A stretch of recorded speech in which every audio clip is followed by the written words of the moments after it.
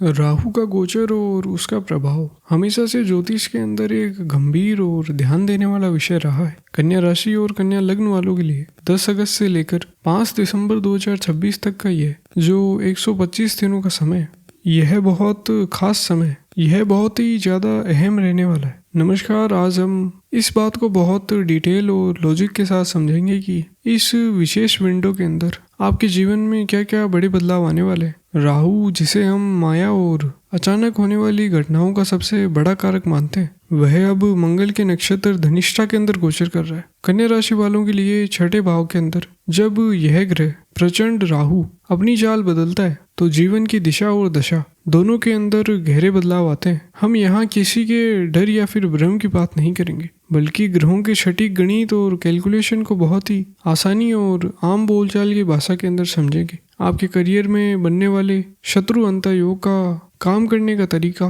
Cash flow के नए रास्ते, रिश्तों में आने वाली शक या कंफ्यूजन की स्थिति और आपकी सेहत पर पड़ने वाला असर, हम इन सभी चीज़ों पर विस्तार से चर्चा करेंगे। साथ ही उन अचूक और सही उपायों को भी बहुत गहराई से जानेंगे जो इस दौरान आपके लिए एक बहुत ही मजबूत ढाल का काम करेंगे। इसलिए अगर आपकी कन्या राशि या फिर कन्या लग्न है तो इस वीडियो को और इस पूरी जानकारी को अपने जीवन के एक बहुत ही ज़रूरी चैप्टर की तरह पूरा ध्यान से सुने और देखें। ग्रहों की आज की स्थिति पर यदि हम नज़र डालें तो आसमान में एक बहुत सी अजीब सी स्थिति बन रही है। सूर्य अपनी ही राशि के अंदर गोचर कर रहे हैं और देवगुरु बृहस्पति अपनी उच्च की राशि यानी कर्क राशि के अंदर बैठे हैं और शनिदेव वक्री चल रहे हैं। लेकिन इन सब के बीच जो सबसे बड़ी और असरदार घटना हो रही है वह है राहु का नक्षत्र परिवर्तन।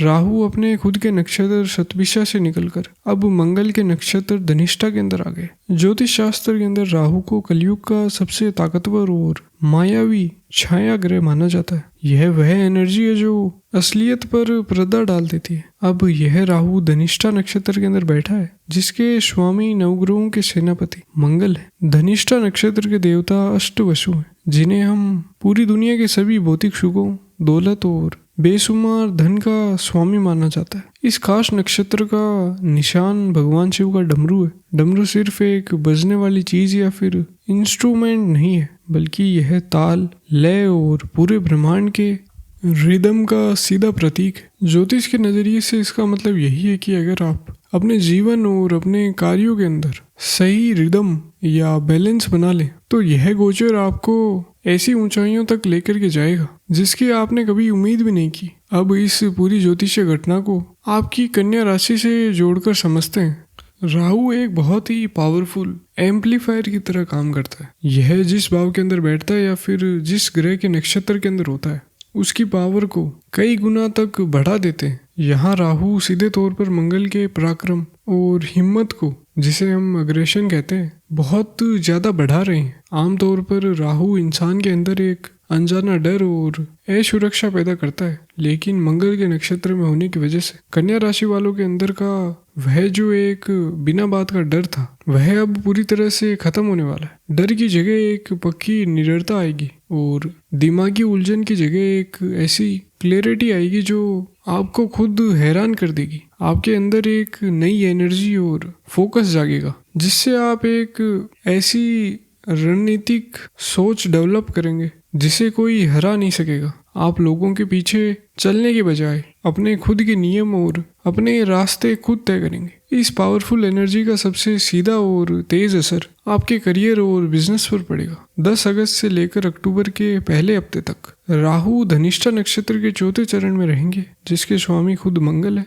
राहु और मंगल की इस आग वाली एनर्जी के मिलने से आपके छठे भाव में एक बहुत ही तेज और उग्र ऊर्जा बन रही है। छठा भाव आपके कंपटीटर्स का, ऑफिस की पॉलिटिक्स का और संघर्ष का होता है। मेरे ज्योतिष के कैलकुलेशन और अनुभव के आधार पर जब भी छठे भाव में ऐसा गोचर बनता है तो यह एक बहुत ही प्रचंड शत्रु अंता योग बनाता है, जिसका सीधा सा मतलब यही है कि दुश्मनों और रुकावटों को जड़ से खत्म करने वाली स्थिति। अगर आप पिछले काफी समय से अपने ऑफिस के अंदर पॉलिटिक्स का सामना कर रहे थे, अपने बॉस के साथ आपकी अनबन चल रही थी या फिर आपकी तरक्की को किसी ने जानबूझकर रोक कर रखा था, तो अब उन सभी बुरी स्थितियों के खत्म होने का समय आ चुका है। मंगल आपके तीसरे भाव के स्वामी है, जो आपके पराक्रम और पहल करने का भाव है। इस ऊर्जा के असर से आपके अंदर एक नया कॉन्फिडेंस आएगा और आप अपनी बात बहुत मजबूती के साथ सबके सामने रख सकेंगे।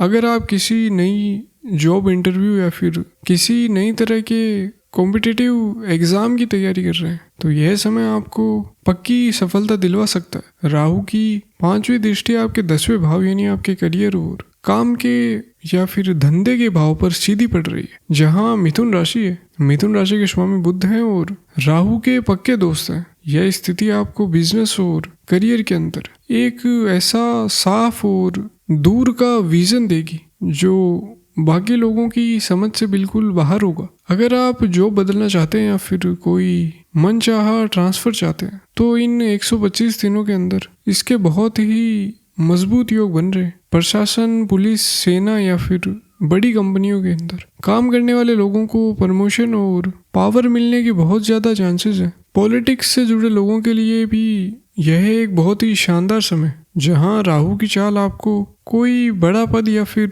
एक्स्ट्रा जिम्मेदारियां दिलवा सकती है। समाज में आपकी इज्जत भी बढ़ेगी, लेकिन इस पॉजिटिव समय के बीच आपको ओवर कॉन्फिडेंस से बहुत बचकर रहना होगा। अपनी प्लानिंग, आगे के प्लान्स और ज़रूरी सीक्रेट्स किसी के भी साथ शेयर करने से बचें और एक समझदार खिलाड़ी की तरह शांत रहकर अपने लक्ष्य की तरफ लगातार बढ़ते रहें। करियर में इस ग्रोथ के बाद अब बात करते हैं कैश फ्लो और पैसों की। अक्टूबर के पहले हफ्ते से लेकर 5 दिसंबर तक का समय खास तौर पर पैसे आने के लिए बहुत बढ़िया है। इस समय के अंदर राहु धनिष्ठा नक्षत्र के तीसरे चरण में गोचर करेगा, जिसका स्वामी है शुक्र। कन्या राशि वालों के लिए शुक्र बहुत ही योगकारक ग्रह है, क्योंकि वह आपके भाग्येश और धनेश है। जब राहु छठे भाव में बैठकर अपनी 9वीं दृष्टि आपके दूसरे भाव यानी तुला राशि पर और 5वीं दृष्टि दूसरे भाव पर डालते हैं, तो आपकी कुंडली में एक बहुत ही शानदार धन त्रिकोण योग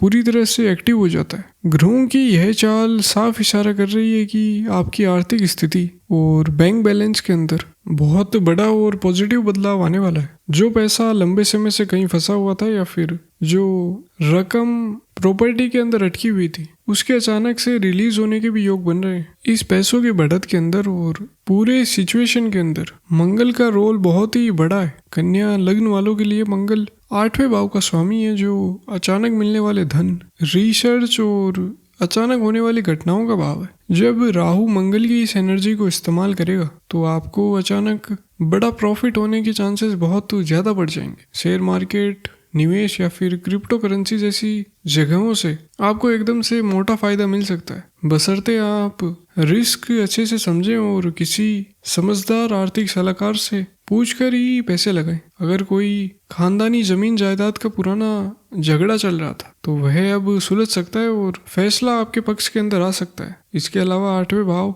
आपके पार्टनर के पैसों का भी होता है, तो इसके भी बहुत ज्यादा चांसेस है कि इस दौरान आपके जीवन साथी को कोई बड़ा बोनस या फिर इंक्रीमेंट मिले, जिससे पूरे परिवार की आर्थिक स्थिति बहुत मजबूत हो जाएगी। Online business, social media marketing या फिर कमीशन पर काम करने वालों के लिए यह समय लिक्विड कैश के अंदर भारी बढ़ोतरी लेकर के आएगा। लेकिन इस पैसों के बढ़ने की एक सबसे जरूरी शर्त यही है कि शुक्र के इस समय के अंदर आपको अपनी बातचीत में बहुत मिठास और तमीज बनाए रखनी होगी। आपका बर्ताव जितना अच्छा रहेगा, पैसा और बरकत उतनी ही तेजी से आपके पास टिकेगी।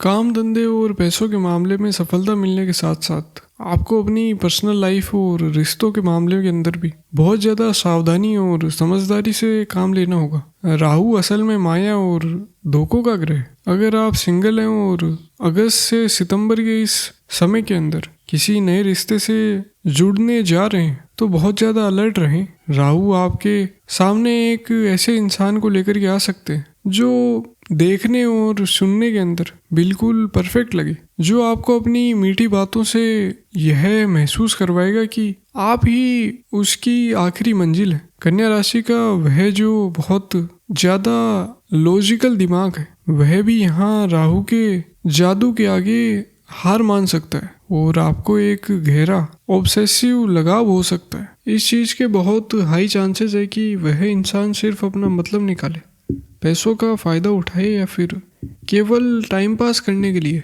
आपकी जिंदगी के अंदर आया हो।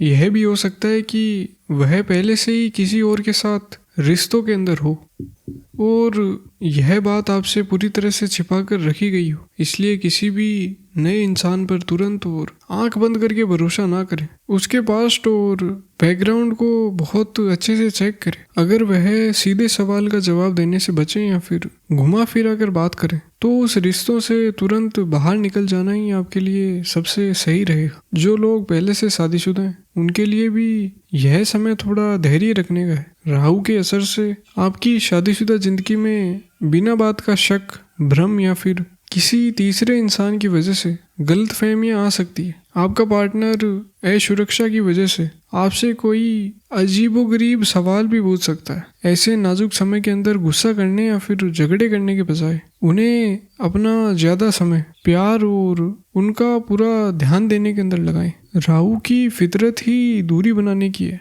जबकि आपको अपने रिश्तों में बातचीत, जुड़ाव और आपसी भरोसे को लगातार मजबूत करना है। सेहत और दिमागी स्थिति के मामले में यह गोचर पूरी तरह से अलर्ट रहने का साफ इशारा कर रहा है। राहु बीमारी के छठे भाव के अंदर है और मंगल के नक्षत्र में गोचर कर रहा है, जो कि खून और सर्जरी का मुख्य ग्रह है। मंगल आपके 8वें भाव के स्वामी भी हैं, जो लंबी बीमारियों से जुड़ा है। यह समय शरीर में अचानक से आने वाली दिक्कतें दे सकता है। ब्लड प्रेशर का अचानक से ऊपर नीचे होना, खून से जुड़ा कोई इन्फेक्शन, पेट से जुड़ी कोई पुरानी समस्या या फिर शारीरिक कष्ट जैसी दिक्कतें सामने आ सकती है। राहु से होने वाली बीमारियों की एक सबसे बड़ी बात यह भी होती है कि वो आसानी से पकड़ के अंदर नहीं आती। सारे मेडिकल टेस्ट नॉर्मल आने के बाद भी शरीर में तकलीफ बनी रहती है। इसलिए अपने शरीर और अपनी इम्यूनिटी को लेकर थोड़ी सी भी लापरवाही ना करें।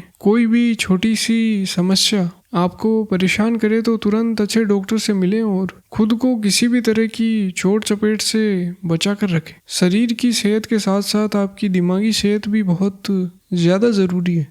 बुध का तेज लॉजिक और मंगल राहु की यह गुस्से वाली ऊर्जा आपके दिमाग पर एक बहुत गहरा मानसिक दबाव डालेगी। आपको ऐसा लग सकता है कि आप जो लोगों के अराउंड हैं वह लोग आपके पीठ पीछे कुछ साजिश रच रहे हैं, जिससे एक तरह का दिमागी तनाव और हर वक्त डर लगने वाली स्थिति पैदा हो सकती है। यह ओवरथिंकिंग आपकी रातों की नींद को खराब कर सकती है और आपके स्वभाव में बहुत चिड़चिड़ापन ला सकती है। अपने विचारों, अपनी दिमागी शांति और खास तौर पर अपने गुस्से पर पूरा कंट्रोल रखना इस समय आपकी सबसे बड़ी और सबसे ज़रूरी चुनौती होगी। जिंदगी के कुछ और ज़रूरी हिस्सों की बात करें तो अगर आपका कोई कानूनी मामला या फिर कोर्ट कचहरी का केस पेंडिंग चल रहा है तो छठे भाव का राहु और मंगल की जबरदस्त हिम्मत आपको कानूनी दाव पेच में पक्की जीत दिलवाएगी। अगर आपके ऊपर कोई झूठा आरोप लगा है तो बहुत ज्यादा उम्मीद है कि फैसला आपके पक्ष में आएगा, लेकिन सरकारी कागजों और टैक्स के मामले में पूरी ईमानदारी और सच्चाई बनाए रखें, वरना अचानक से कोई भारी पेनल्टी लग सकती है। पढ़ने वाले स्टूडेंट्स के लिए यह समय बहुत ही शानदार है। दिसंबर के आसपास जब राहु मकर राशि की तरफ आगे बढ़ेंगे तो यह आपके IQ लेवल, फोकस और पढ़ाई के ध्यान को टॉप लेवल पर लेकर के जाएगा। रिसर्च, मेडिकल या किसी भी बड़े कॉम्पिटिटिव एग्जाम की तैयारी कर रहे छात्रों के लिए यह अपनी मेहनत का पूरा फल पाने का एक बहुत ही बेहतरीन मौका है। आपके सोचने और चीज़ों को समझने की पावर बहुत तेज होगी। घर संभालने वाली महिलाओं के लिए मंगल की दृष्टि चौथे भाव पर पड़ेगी, जिसकी वजह से घर की जो सुख सुविधाएं और लग्जरी के सामान की बढ़ने के पूरे चांसेस बन रहे हैं। कोई नई गाड़ी, फ्लैट या फिर जमीन खरीदने का आपको विचार आ सकता है और आप शायद खरीद भी लें। और यह जो भी आपके सपने हैं वह इस समय के अंदर पूरी तरह से सच हो सकते हैं, लेकिन परिवार के लोगों के साथ बातचीत में कड़वाहट और बिना बात के गुस्से से खुद को बिल्कुल दूर रखें। रिटायर्ड हो चुके और घर के बुजुर्गों को अपने पैसों के फैसलों और निवेश को लेकर थोड़ा ज़्यादा अलर्ट रहने की ज़रूरत है। पूजा पाठ, अध्यात्म और ज्योतिष जैसी गहरी चीज़ों के अंदर आपका इंटरेस्ट अपने आप बढ़ेगा और आपका इतने सालों का एक्सपीरियंस आपके परिवार के लिए एक बहुत ही सही गाइड का काम करेगा। बस अपनी सेहत, खास तौर पर अपने जोड़ों और पेट का थोड़ा ज़्यादा ध्यान रखें। ज्योतिष की कैलकुलेशन का एक बहुत ही गहरा और अहम पहलू यह भी है कि गोचर का असली और फाइनल रिजल्ट अपनी जन्म कुंडली में बैठे ग्रहों की स्थिति पर डिपेंड करता है। अगर मंगल आपके 8वें और 12वें भाव को छोड़कर जन्म कुंडली में किसी भी भाव के अंदर बैठा है तो यह गोचर आपको बहुत ही शानदार और आपके फेवर के अंदर रिजल्ट देगा। लेकिन अगर आपका मंगल 8वें या फिर 12वें भाव के अंदर है या किसी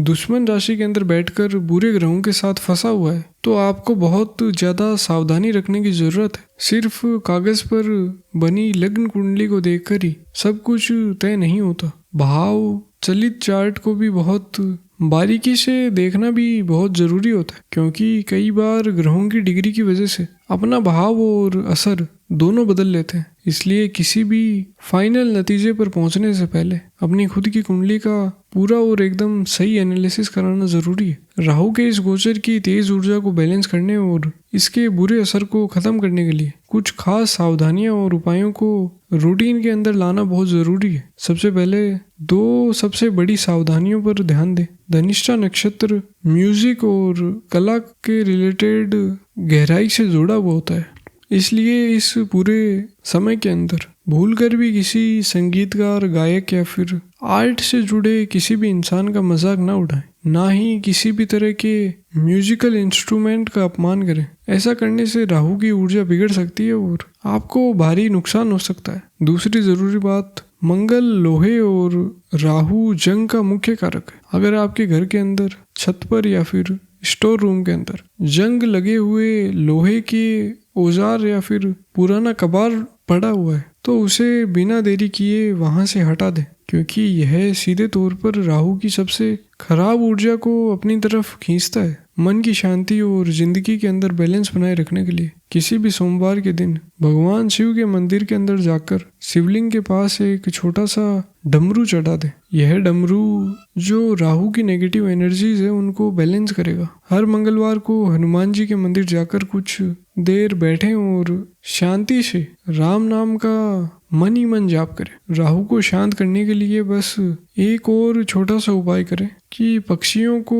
दाना और पानी दें और सड़क के बेसहारा कुत्तों को रोजाना कुछ न कुछ खाने को दें। इसके अलावा शनिवार की शाम को किसी गरीब या फिर ज़रूरतमंद इंसान को नमकीन खाना खिलाएं और बुधवार के दिन भगवान गणेश जी के मंदिर जाकर उन्हें दूर्वा यानी हरी घास चढ़ाएं। तो कन्या राशि वालों, राहु के जो धनिष्ठा नक्षत्र का गोचर है यह सिर्फ एक आसमान की घटना नहीं है, बल्कि यह आपके लिए अपनी असली ताकत को पहचानने, अपने रुके हुए कार्यों को तेजी से आगे बढ़ाने और सही प्लानिंग से अपने विरोधियों को हराने का एक बहुत ही बड़ा मौका है। इस दौरान आपने इमोशनल और अपने गुस्से पर पूरा कंट्रोल रखें। अपनी ज़रूरी प्लानिंग और सीक्रेट्स किसी के साथ भी शेयर ना करें और पर्सनल रिश्तों के मामलों के अंदर अपना दिमाग खुला रखें। ग्रह में सिर्फ रास्ता और सही दिशा दिखाते हैं, लेकिन उस रास्ते पर कितनी स्पीड और कितने बैलेंस के साथ चलना है